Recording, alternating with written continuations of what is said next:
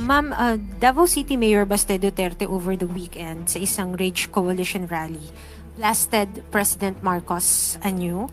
Ang sabi niya, walang achievements ang Pangulo and instead, quote-unquote, he brought back drugs, brought back criminality, and brought back corruption. Mayor Duterte also claimed that the President is seeking to extend his term. Your comment on this? Okay, sa ngayon po kasi, kung sino po yung madalas nagbabakasyon, sila pa po yung naghahanap ng ginagawang trabaho ng Pangulo. Hindi natin sila masisisi kung sila'y bulag at bingi sa ginagawa ng Pangulo dahil siguro wala sila sa bansa. Pero yan po kasi ang paulit-ulit na sinasabi nila at ng kanilang mga kaalyado upang lukuhin ang taong bayan sa kanilang mga kasinungalingan na walang ginagawa ang ating Pangulo. Kitang-kita po natin ang mga trabaho, kung ano na po ang nagawang proyekto at mga naibibigay na ayuda ng ating Pangulo. So patungkol po, sabi, dumami po, again, bumalik ang? Ang criminality, ang drugs and corruption. Okay. Kaya nga po, masugid ang ating gobyerno na sa pagsawata ng mga illegal na droga. Kaya nga nagtataka po tayo, bakit po kaya napakadaming droga, illegal drugs na nahuhuli sa Davao City? Ito po, katulad po nito. Noong May 14, 2026, meron pong nahuli na sabat na halagang 15.6 million shabu mismo sa Davao City operation. Hindi po ba sakop niya ito? Kaya nga po, bakit sa Davao City ay may nahuhuli kung naging epektibo po yung sinasabi nilang war on drugs? Sa ngayon po, wala po tayong EJK pero marami pong nasasabat ang ating mga law enforcers para po masawata ang illegal na droga. At patungkol po sa hindi nasawata ang korupsyon, patuloy po ang administrasyon na ito para panagutin ang dapat na managot. Ang isa po na umami na korap at nagnakaw sa pondo ng bayan ay nasa dahig na po. Ma'am, isa pa pong sinabi ni Mayor Duterte ay may umiiral daw po na quote-unquote undeclared martial law and alleged that dissent and political opposition are increasingly being suppressed by the Marcos administration. Your comment? Unang-una po, kayo po ang makakaramdam. Kayo ng mga taga-media, kung meron po ba mga implied martial law na nagaganap. Ang pagbibigay ng kalayaan at hindi pagsawata at hindi pagkitil sa mga taga-media at iba nating mga kababayan ng kanilang karapatan, lalong-lalo na itong freedom of the press and freedom of expression. Hindi po ito sinasawata ng Pangulo. Mas naramdaman ito sa panahon ni dating Pangulong Duterte. Marami ang mga taga-media na tumutol sa ginagawang pagkitil ng freedom of the press and freedom of expression sa panahon ni dating Pangulong Duterte. Salamat po. Sunod na tanong mula kay Alvin Baltasar, Radyo Pilipinas. Kasi follow-up na rin doon sa mga naging statement ni Congressman Pulong. Ano pong reaction natin doon sa sinabi ni Congressman na zero balance daw ang Davao City for the past 4 years? Kinakailangan daw tingnan ito amid allegations sa kanya. At kung may question daw sa flood control and infrastructure projects sa Davao City, sabi niya, pamamuliti lang daw ito. Sa totoo, sabi po niya, di ba, umamin lang po siya na nagkaroon ng 51 billion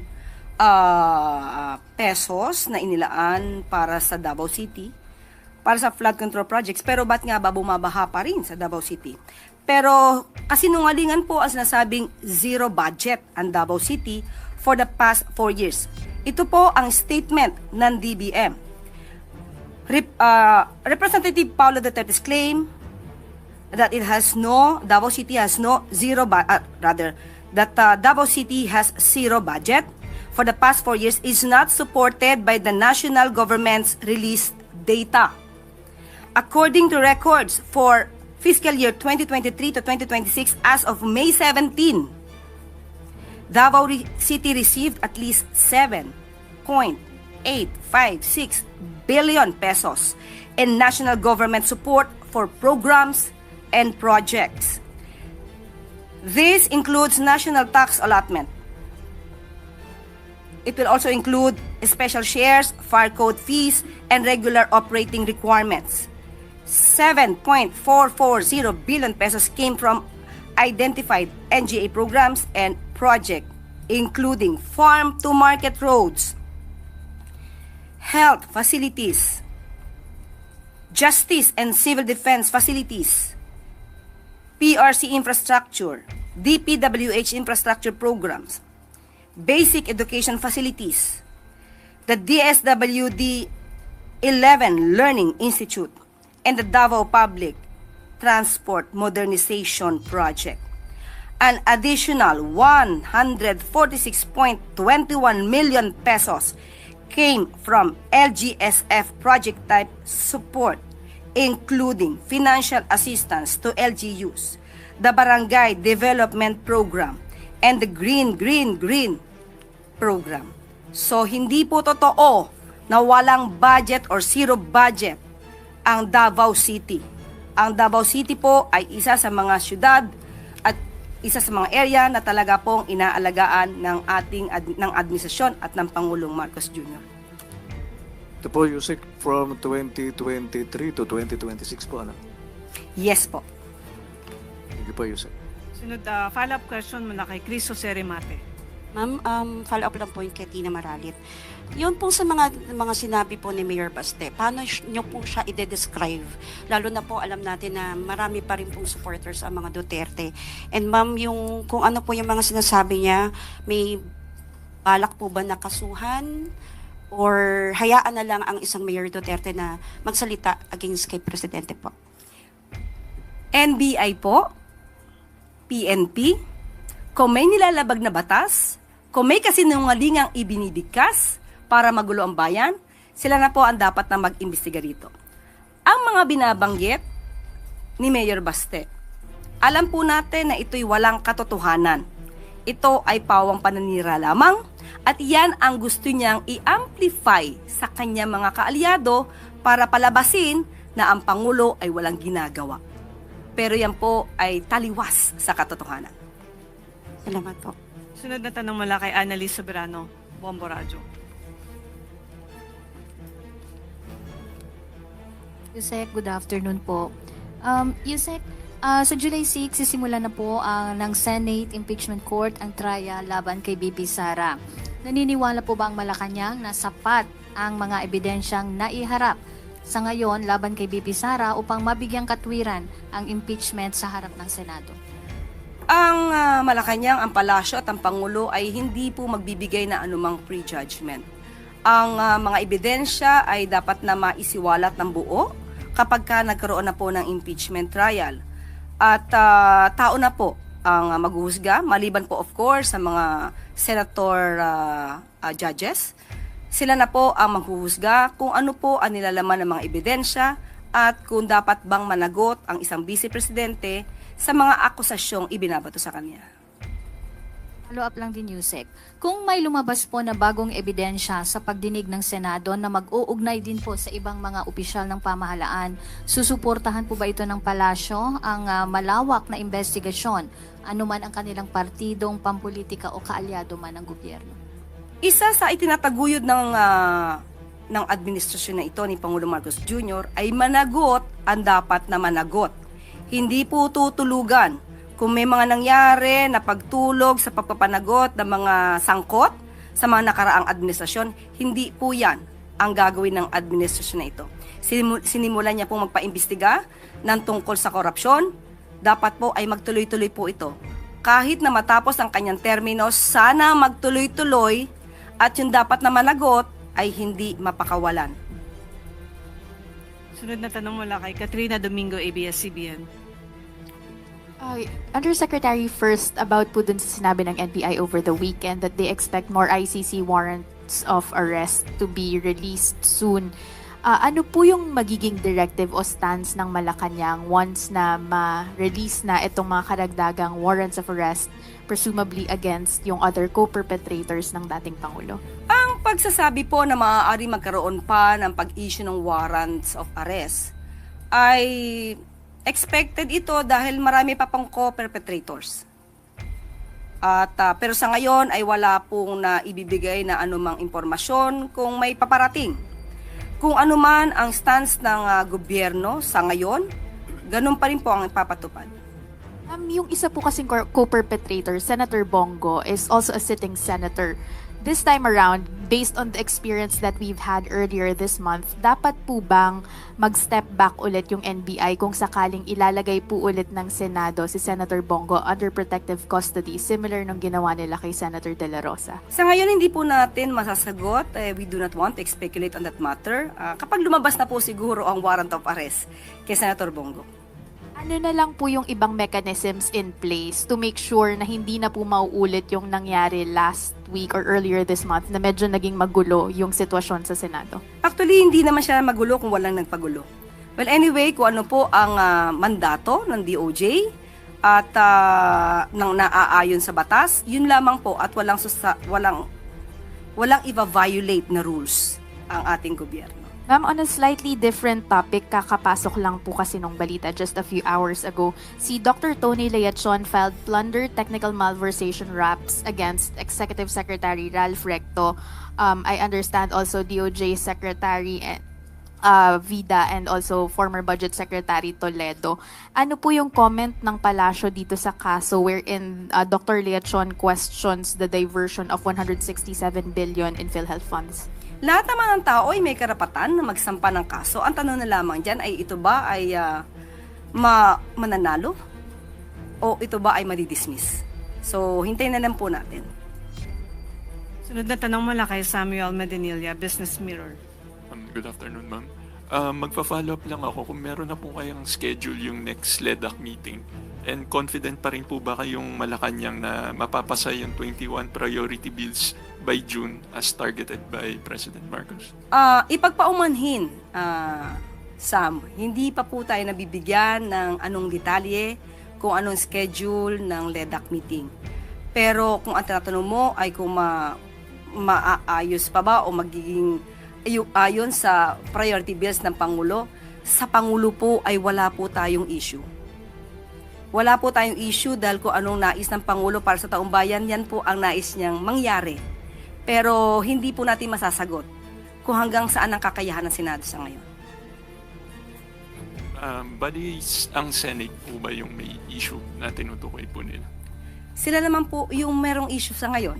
Sa Pangulo po, kung sino man po ang leader po dyan, basta po ang gagawing trabaho ay para sa bayan at sa taong bayan, hindi po mag-aatubili ang Pangulo na makipag-ugnayan sa kanila. So, hindi po sa Pangulo ang may problema or may issue. On another topic, ma'am, mamaya po makikipag-meet si Pangulo regarding sa El Nino, effects ng El Nino.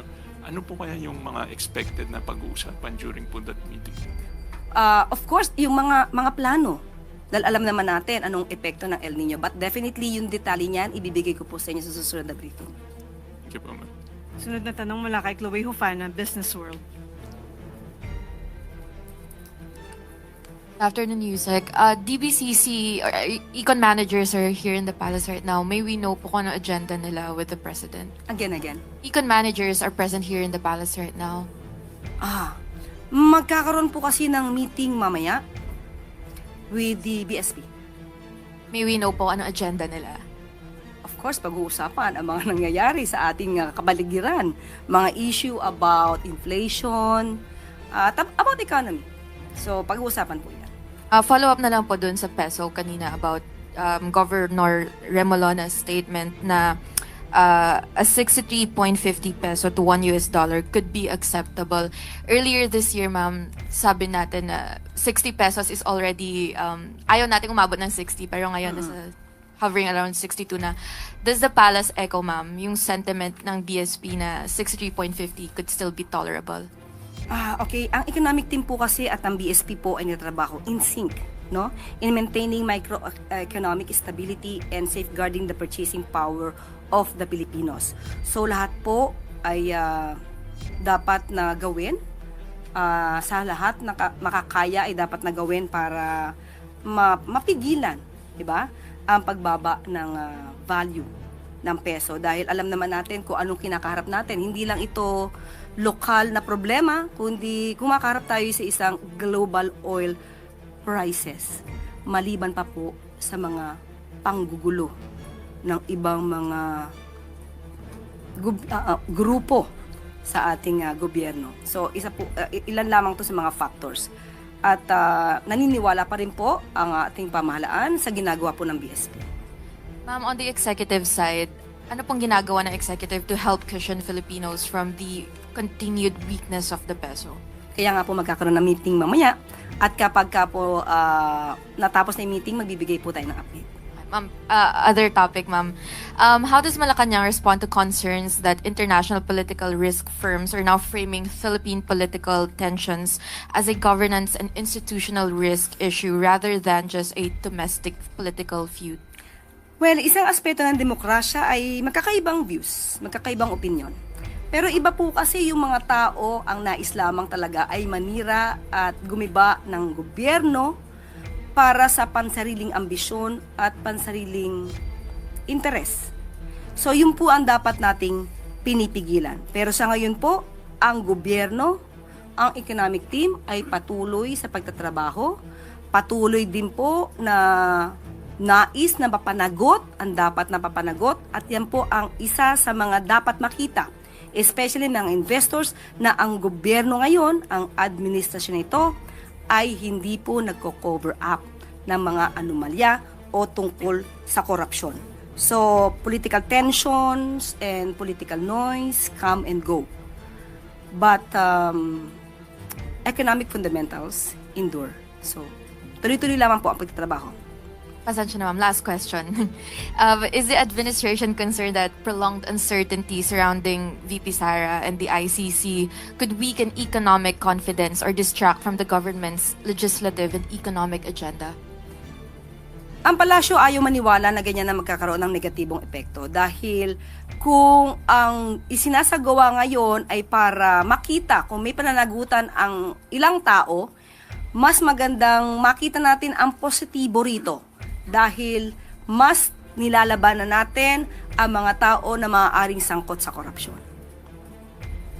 Follow-up question mula kay Alvin Baltasar, Radyo Pilipinas. Yusek, ihabol ko na lang po. May meeting po mamaya si Pangulo sa Deputy Director General ng CIA. Would you know kung ano yung agenda nila? Sa ngayon po, wala po tayo pang impormasyon, detalye patungkol po dyan. Kapag ka po nabigyan po tayo, ibibigay ko po sa inyo, isi-share ko po agad.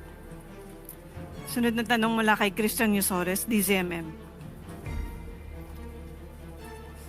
Hi, Yusek. Good afternoon. Can the Palace confirm the circulating reports that Dole has a new secretary at kung totoo po, sino po ang napili ng Pangulo?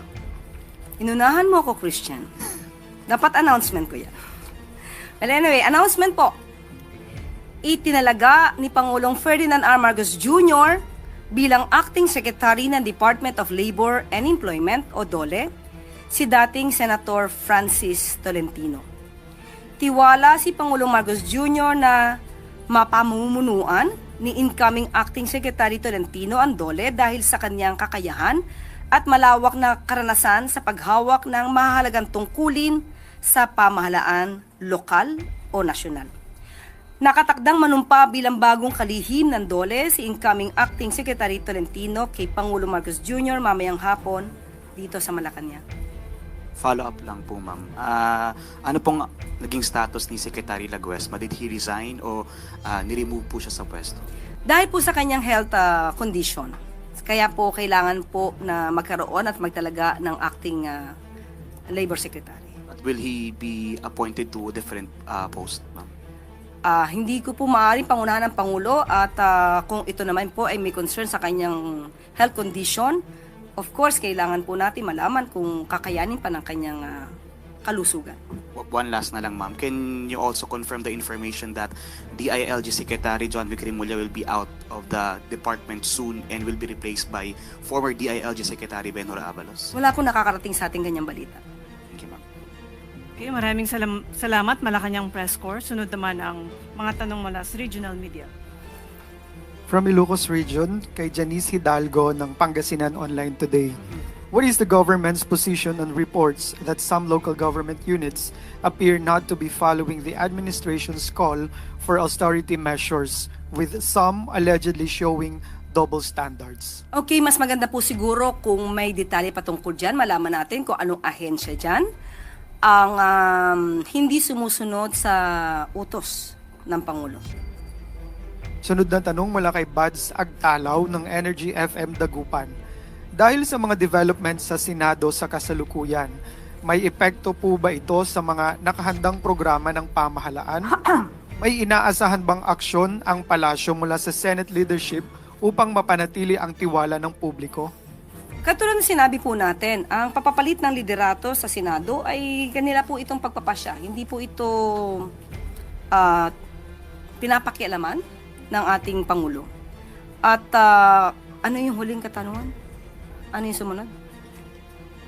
May inaasahan po bang aksyon ang palasyo mula sa Senate leadership upang mapanatili ang tiwala ng publiko? Hindi po sakop ng Pangulo kung mabibigyan, mapapanatili ang tiwala sa Senado. Mga tao po sa Senado ang siyang dapat na umaksyon para maibalik ang tiwala ng taong bayan kung mayroon man question sa pagtitiwala sa kanila. Mula naman sa Davao Region kay Chepa Licte ng Philippine News Agency Davao. DA reported 117 million agri-losses in Davao Region due to moisture stress. From January to March, and another 783 million losses, which is still for validation in April. How will the national government mitigate the impacts of agricultural moisture stress on rural communities, particularly in Davao Region? Opo, dahil sa issue na po yan ay talaga po na binigyan po natin ng tuon ang issue na to sa Davao Region. So, minabuti rin po natin na makausap mismo ang namumuno sa DA. Ang sabi po dito, under the proposed GAA 2026, the national government is funding climate resilient rural infrastructure through the Build Better More program. In Region 11, 48 farm to market road projects have been allocated a total of 1.495 billion pesos. Of this, 6 projects worth 310 million pesos have already completed their detailed engineering design and program works requirements and are awaiting SARO release from DBM. So the remaining projects are still completing documentary requirements before funding can be processed. Mahalaga po kasi ang mga dokumento para hindi po mapunta ang pondo kung saan-saan lamang. And to mitigate the impacts regarding the agricultural moisture stress on rural communities, ito po ang kanilang mga measures na gagawin. First, coordinating climate response programs with regional offices, attached agencies, and the NDRRMC. 2. Disseminating information campaigns on El Nino preparedness. 3. Repositioning seeds, fertilizers, and farm inputs. 4. Promoting crop shifting and drought-tolerant crop varieties. And 5. Providing planting materials, soil, ameliorants, pesticides, and biologics. Okay? So, ilan lamang po ito sa mga gagawin po ng DA para tulong sa ating mga magsasaka and at the same time sa mga fisherfolk. Huling katanungan mula kay Dom C. Ramos ng Mantalaan, Davnor at Davao Oro. Ano ang mensahe ng Pangulo sa mga taga Davao Region sa yugtong ito na ang Vice President ay nasasalang sa impeachment at habang ang dating Pangulo ay nasa ICC? Ito turn over din ba ng pamahalaan ang isa pang taga Davao na si Senator De La Rosa? Bakit po kaya masyadong particular sa area ng Davao? Ang batas po ay walang sinisino. Ang pagpapanagot sa dapat na managot ay walang pinipiling lugar.